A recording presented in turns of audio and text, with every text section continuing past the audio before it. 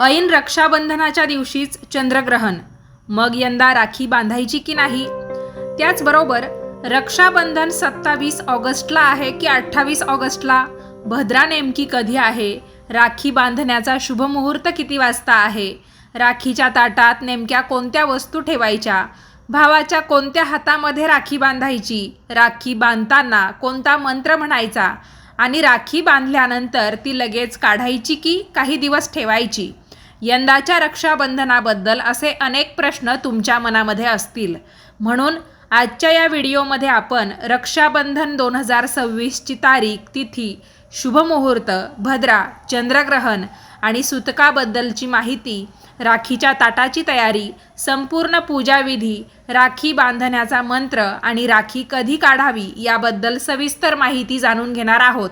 त्यामुळे व्हिडिओ शेवटपर्यंत पाहायला अजिबात विसरू नका. नमस्कार मंडळी, मी शीतल आणि आपण पाहताय दिल्लीकर मराठी.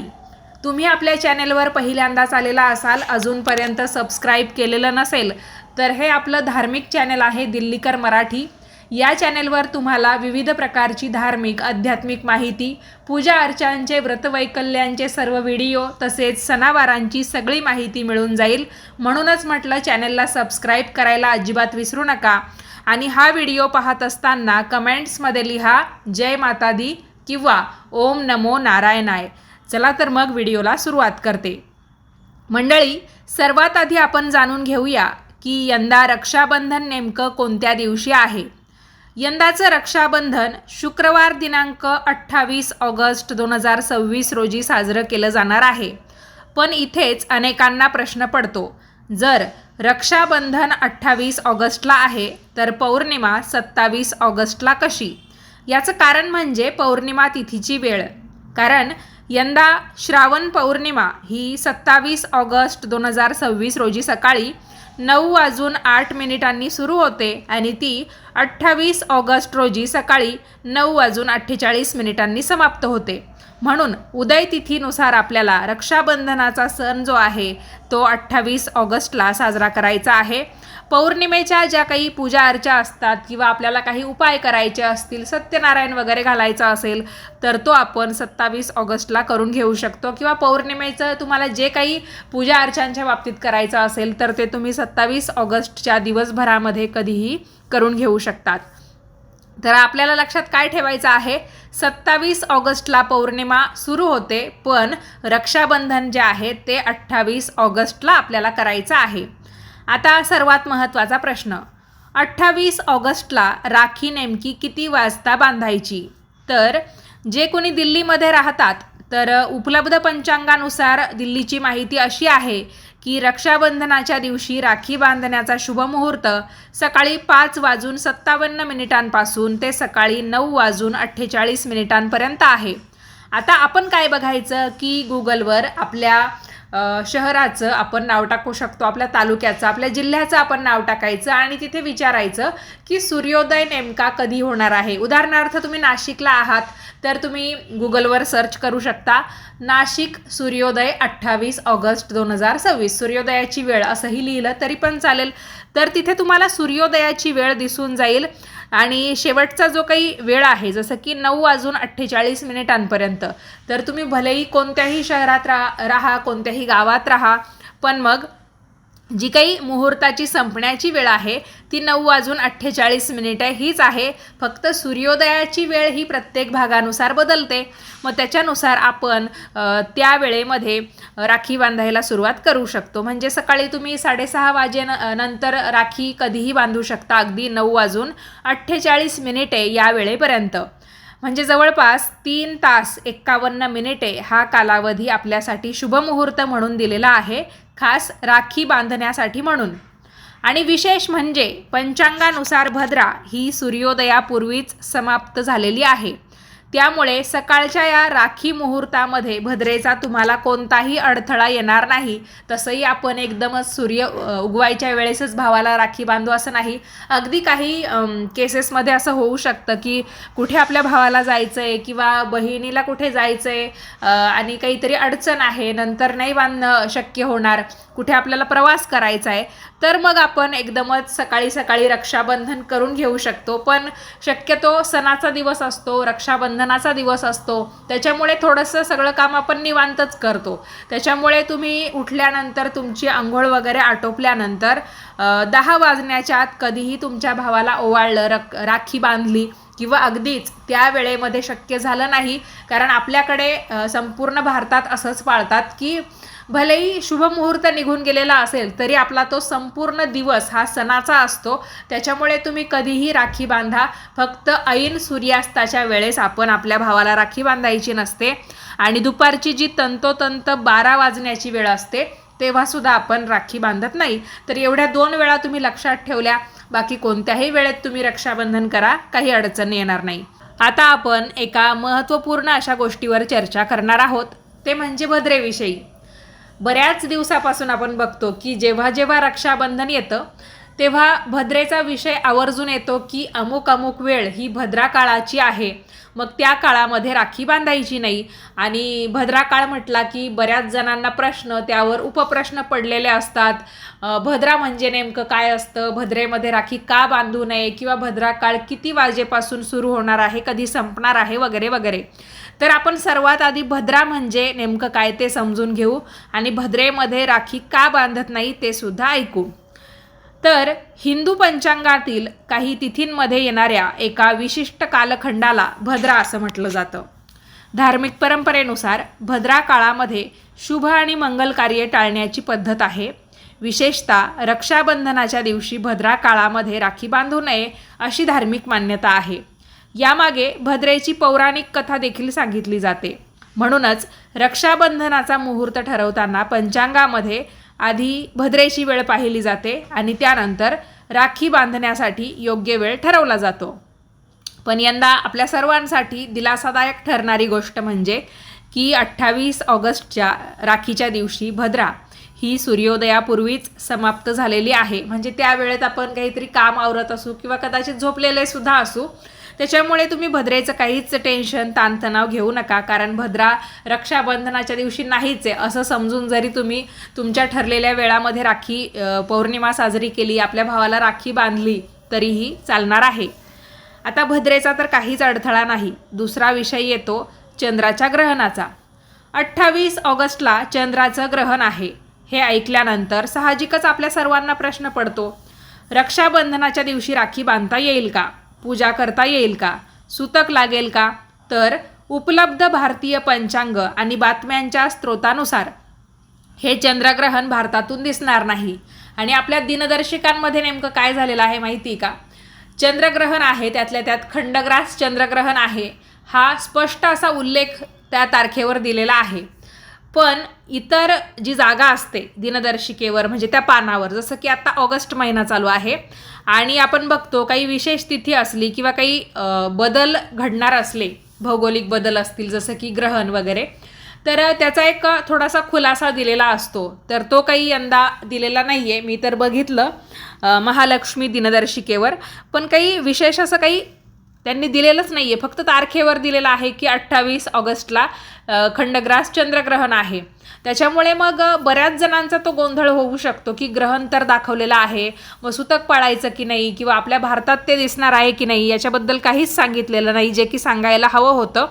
पण आपण बातम्यांचे जे स्रोत बघतो, वेगवेगळ्या वेबसाईट्स बघतो किंवा ड्रिक पंचांग आहे ते जरी बघितलं ना, तर त्याच्यावर आपल्याला सापडून जातं. तर तिथेच आपल्याला वाचायला मिळतं की नाही आहे, आपल्या भारतात ते दिसणार नाही आहे. बाकी तुम्ही वेगळ्या देशामध्ये राहत असाल पण तुम्ही भारतीय आहात, मग साहजिक आहे तुम्ही रक्षाबंधन साजरं कराल, तर तुम्ही त्यानुसार मग ग्रहणाचा सूतक काळ वगैरे बघून घेतला आणि त्यानुसार राखी बांधली तर चालेल. आता बघा, धार्मिक परंपरेनुसार एखाद्या ठिकाणी ग्रहण दिसत नसेल तर त्या ठिकाणी त्याचं सूतक मान्य मानलं जात नाही, अशी प्रचलित परंपरा म्हणजे पंचांगाचीच ती परंपरा आहे. म्हणून आपल्या भारतात रक्षाबंधनाच्या दिवशी ग्रहणामुळे राखीचा मुहूर्त हा बदलत नाही. म्हणजेच राखी ही 28 ऑगस्टला आपण बांधू शकतो आणि दिलेल्या शुभ मुहूर्तामध्ये किंवा दिवसभरात कधीही फक्त 2 वेळा, ज्या मी तुम्हाला आधी सांगितल्या, दुपारी 12 वाजेची आणि संध्याकाळी सूर्यास्ताची वेळ, तर तेवढी टाळून घ्यायची. मात्र ज्यांच्या कुटुंबात किंवा परंपरेत ग्रहणाबाबत वेगळे नियम पाळले जात असतील, म्हणजे काहींकडे असं पाळलं जातं की भलेही ग्रहण आपण जिथे राहतो त्या भागात दिसणार नाही आहे, पण चंद्र हा संपूर्ण जगासाठी एकच आहे, तर मग आपण त्याचं ग्रहण पाळावं. अशी जर काही परंपरा तुमच्या घरी असेल तर तुम्ही त्या पद्धतीने नियम पाळले किंवा तुमच्या स्थानिक परंपरा असतील, पंचांग असेल, याचा आधार तुम्ही घेऊ शकता. आता जाणून घेऊया राखीच्या ताटात काय काय ठेवायचं. रक्षाबंधनाच्या दिवशी बहिणीने आधीच राखीचं ताट तयार करून ठेवावं. या ताटामध्ये तुम्ही ठेवू शकता राखी, कुंकवाचा गंध, अक्षता, फुलं. म्हणजे फूल जर तुम्हाला द्यायचं असेल भावाला, एक त्यालाही छान वाटावं. म्हणजे बऱ्याच वेळा काय असतं की बहिणीसाठी स्पेशल करायचं किंवा बहिणीला खास वाटावं म्हणून भाऊ बऱ्याच प्रयत्नांमध्ये असतो, पण कधीकधी आपल्या भावालासुद्धा आपण स्पेशल फील केलं पाहिजे किंवा त्यालाही काहीतरी खास आपल्यासाठी आजचा दिवस आहे असं वाटलं पाहिजे. तर तुम्ही त्याला एक गुलाबाचं फूल देऊ शकता किंवा तुमच्या आवडीने एखादं फूल तुम्ही तुमच्या भावाला दिलं तर काही अडचण नाही. पण सामान्यतः राखीच्या ताटामध्ये आपण राखी, कुंकवाचा गंध, अक्षता, दिवा, मिठाई, त्याचबरोबर 1 रुपयाचं नाणं आणि सुपारी किंवा सोन्याचा दागिना या गोष्टी ठेवत असतो. आता काही जणी ताटामध्ये चंदन, हळद, सुपारी किंवा नारळ देखील ठेवतात. पण लक्षात ठेवा, राखीचं ताट खूप मोठं किंवा महागडं असण्याची गरज नाही. आपल्या श्रद्धेनुसार आणि घरच्या परंपरेनुसार साधं ताटही पुरेसं आहे. कारण रक्षाबंधनाचा खरा अर्थ वस्तूंपेक्षा भाऊ बहिणीच्या प्रेमात आणि शुभेच्छांमध्येच आहे. आपलं नातं या निमित्ताने पहिल्यापेक्षा अजून किती दृढ होतं आहे, आपण एकमेकांना किती समजून घेतो आहे, हेच या सणाचं महत्त्व आहे किंवा हाच या रक्षाबंधनाच्या सणाचा सार आहे. आता पाहूया संपूर्ण रक्षाबंधनाचा विधी. सर्वप्रथम सकाळी लवकर उठून स्नान करून स्वच्छ कपडे घालावेत. त्यानंतर घरातल्या देवांची पूजा करावी, त्यांना नमस्कार करावा. हवं तर तुम्ही देवांना देखील राख्या बांधू शकता. त्यानंतर राखीचं ताट तयार करावं. त्यानंतर जे भाऊ आहेत त्यांनीसुद्धा स्वच्छ कपडे परिधान करावेत आणि जिथे रक्षाबंधनाची जागा, ओवाळण्याची जागा तुम्हाला तयार केलेली आहे तर तिथे तुम्ही बसू शकता. शक्यतो रक्षाबंधनाचं जे औक्षण आपल्याला करायचं आहे ती जागा अशी निवडावी की राखी बांधणारीचं म्हणजे बहिणीचं तोंड पूर्वेला किंवा पश्चिमेला गेलं पाहिजे राखी बांधताना, किंवा भावाचं तोंड तरी पूर्वेला किंवा पश्चिमेला गेलं पाहिजे. त्याच्यामुळे उत्तर आणि दक्षिण या दिशा तुम्ही निवडू नका, जेणेकरून कुणाचं तरी एकाचं तोंड हे त्यामुळे दक्षिणेला होऊ शकतं, एकतर भावाचं किंवा बहिणीचं. त्याच्यामुळे पूर्व, पश्चिम या दिशा तुम्ही निवडल्या तर अति उत्तम. बाकी तुम्ही दरवर्षी जसं करतात तसं केलं तरीही चालेल, पण कधीकधी आपल्याकडून छोट्या मोठ्या चुका होतात की चुकून माकून आपल्याकडून असं होऊन जातं की दक्षिणेला तोंड होऊन जातं. दक्षिण दिशा ही अशुभ नाही पण एक यमाची, मृत्यूची दिशा मानली जाते. त्याच्यामुळे तेवढं आपण पालन केलं तर चांगलं ठरेल असं मला वाटतं. बघा, बहिणीने भावाला औक्षणासाठी तयार करावं तर सर्वप्रथम कपाळावर कुंकू किंवा चंदनाचा टिळा लावावा. शक्यतो आपल्याकडे जास्त करून कुंकवाचाच टिळा आपण लावतो आणि त्याच्यासाठी म्हणजे कुंकवाचा जो काही गंध तुम्ही तयार कराल त्याच्यासाठी तुम्ही जर कुंकुमार्चन केलेलं कुंकू वापरलं तर खूप शुभ ते ठरेल. अतिशय लाभदायक हा देवीचा किंवा देवाचा आशीर्वाद असतो. तुम्ही कधी कुंकुमार्चन केलेलं नसेल, तुम्ही म्हणजे कुंकुमार्चन म्हणजे काय हे तुम्हाला माहितीच नसेल, तर याचा सविस्तर व्हिडिओ आपल्या दिल्लीकर मराठी चॅनेलवर उपलब्ध आहे, तो तुम्ही बघा. त्यानुसार मग तुम्ही पौर्णिमेला म्हणजे 27 ऑगस्टला कुंकुमार्चन करून घ्या किंवा 28 ऑगस्टला तुम्ही सकाळी लवकर उठलात आणि कुंकुमार्चन करून घेतलं. एकतर तुम्ही देवीच्या मूर्तीवर किंवा टाकावर ते कुंकुमार्चन करून घेऊ शकतात किंवा गणपती बाप्पांवर जरी तुम्ही या दिवशी कुंकुमार्चन केलं आणि ते कुंकुमार्चन केलेलं कुंकू जर तुम्ही असं औक्षणासाठी, कुणाचा वाढदिवस असेल तेव्हा औक्षणासाठी किंवा ज्या काही आपल्या घरी शुभ घटना घडतात त्यावेळेस आपण ओवाळतो एखाद्या व्यक्तीला, तर त्याच्यासाठी तुम्ही ते कुंकू मग वापरू शकता. तर अशा पद्धतीने तुम्ही कुंकवाचा गंध तुमच्या भावाला लावा, त्याच्यावर अक्षता लावाव्या, दिव्याने भावाचं औक्षण करावं. त्यानंतर भावाच्या उजव्या हाताच्या मनगटावर राखी बांधावी. राखी बांधताना शुभेच्छा आणि मंगल भावना व्यक्त कराव्यात. यानंतर भावाला मिठाई भरवावी. भाऊसुद्धा बहिणीला प्रेमाने मिठाई भरवतो आणि तिच्या सुखसमृद्धीसाठी तिला शुभेच्छा देतो. यानंतर परंपरेनुसार भाऊ आपल्या बहिणीला भेटवस्तू देतो आणि बहीण आपल्या भावाला नारळ देते किंवा काही तिने भेटवस्तू आणलेले असेल तर ते सुद्धा देऊ शकते. तर मी तुम्हाला सांगितलं की राखी आपण उजव्या हाताच्या मनगटावर बांधायची आहे भावाच्या. तर राखी बांधताना ती खूप जास्त घट्ट बांधू नये, ती आरामदायी पद्धतीने बांधावी. आता रक्षाबंधनाच्या विधीतील अतिशय सुंदर आणि पारंपरिक मंत्र आपण पाहूया की राखी बांधताना आपण कोणता मंत्र म्हटला पाहिजे. तर मंत्र संस्कृतमध्ये आहे, त्याच्यामुळे उच्चार जर थोडेफार इकडे तिकडे झाले किंवा चुकले तर आधीच मी तुमची माफी मागते. पण तुम्ही त्यामागच्या भावना किंवा मंत्र नेमका काय आहे तो समजून घ्या, कारण मी तुम्हाला याचा मराठीत सुद्धा अर्थ सांगणार आहे. तो जर तुम्ही तुमच्या बोलीभाषेमध्ये भावाला राखी बांधताना म्हणालात तर चालून जाणार आहे. तर मंत्र असा आहे, येनबद्धो बलिराजा, येनबद्धो बलिराजा दानवेंद्रो महाबल, तेन त्वामन बुद्धनामी रक्षे माचल माचल. आता परत ऐका मंत्र. थोडेफार शब्द आहेत ना ते अवघड आहे आणि संस्कृतवर काही इतकी पकड नसल्यामुळे थोड्याफार चुका माझ्याकडून होत असतात. येनबद्धो बलिराजा दानवेंद्रो महाबल, तेन त्वामनु बंधनामी रक्षे माचल माचल. तर आता दुसऱ्या वेळेस मी अजून चांगला प्रयत्न केलेला आहे तो मंत्र तुम्हाला सांगण्याचा. आणि त्याचा साधासा अर्थ असा, ज्या रक्षासूत्राने अत्यंत पराक्रमी दानवराज बळी बांधला गेला त्याच रक्षासूत्राने मी तुला बांधत आहे. हे रक्षासूत्र तुझं रक्षण करो आणि तुझ्यापासून कधीही दूर जाऊ नये. म्हणजे एक प्रकारे आपल्या भावाचं रक्षण व्हावं, त्याला दीर्घायुष्य मिळावं, निरोगी आयुष्य मिळावं, याच्यासाठी आपल्याला हे रक्षासूत्र आपल्या भावाच्या उजव्या हाताच्या मनगटावर बांधायचं आहे. म्हणून राखी बांधताना हा मंत्र म्हणण्याची परंपरा आहे. तुम्ही हेच अगदी तंतोतंत म्हटलं पाहिजे असं काही नाही. तुम्ही तुमच्या बोलीभाषेमध्ये किंवा तुमच्या शब्दांमध्ये जरी ही प्रार्थना तुमच्या भावाच्या देखत किंवा मनोमन जरी म्हणालात तरी पण चालेल. आता बघा, राखी बांधल्यानंतर आपल्या भावाला मिठाई भरवायची. भेटवस्तू किती महाग आहे यापेक्षा त्यामागची भावना जपायची आणि तीच महत्त्वाची आहे. कारण रक्षाबंधन म्हणजे केवळ बहिणीने भावाच्या हातावर धागा बांधणे नाही, हा दिवस दोघांनीही एकमेकांच्या सुखदुःखात साथ देण्याचा आहे. म्हणजे जेव्हा जेव्हा एकमेकांवर काही संकट येईल तर एक बहीण म्हणून मी कायम तुझं रक्षण करेल किंवा तुझ्या पाठीशी उभी राहील, किंवा भाऊ म्हणून बहिणीच्या मी सदैव पाठीशी उभा आहे, तिचं रक्षण करण्याची जबाबदारी माझी आहे. तर हा अर्थ आपल्याला रक्षाबंधनाच्या निमित्ताने किंवा त्या राखीच्या धाग्यामार्फत समजून घ्यायचा आहे. पूर्वी भाऊ माझं रक्षण करेल अशी भावना या सणाशी जोडली गेली, पण आजच्या काळामध्ये या नात्याचा अर्थ आणखी सुंदर झालेला आहे. भाऊ बहिणीचं रक्षण करतो आणि बहीणही भावाच्या आयुष्यात तितक्याच प्रेमाने आणि विश्वासाने उभी राहते. राखी लगेच काढायची का? तर शेवटचा प्रश्न आहे हा आपला. यासाठी सर्व घरांमध्ये एकच नियम आहे असं म्हणता येत नाही. अनेक कुटुंबांमध्ये राखी काही दिवस मनगटावर ठेवली जाते, काही ठिकाणी विशिष्ट धार्मिक दिवस किंवा परंपरेनुसार ती काढली जाते. म्हणून तुमच्या घरात ज्या पद्धतीची परंपरा आहे तीच पाळू शकता. राखी तुटली किंवा खराब झाली तर त्याला घाबरण्याची अजिबात गरज नाही. राखी हा प्रेमाचा आणि शुभेच्छांचा प्रतिकात्मक धागा आहे. त्यामुळे अशा छोट्या गोष्टींमुळे मनात भीती निर्माण करून घेऊ नका. रक्षाबंधनाच्या या संपूर्ण विधीमागे एक अतिशय सुंदर भावना आहे. रक्षण, प्रेम, विश्वास आणि आयुष्यभराची साथ. बहीण भावाच्या मनगटावर राखी बांधते, पण त्याच्यासोबत एक शुभेच्छाही बांधते.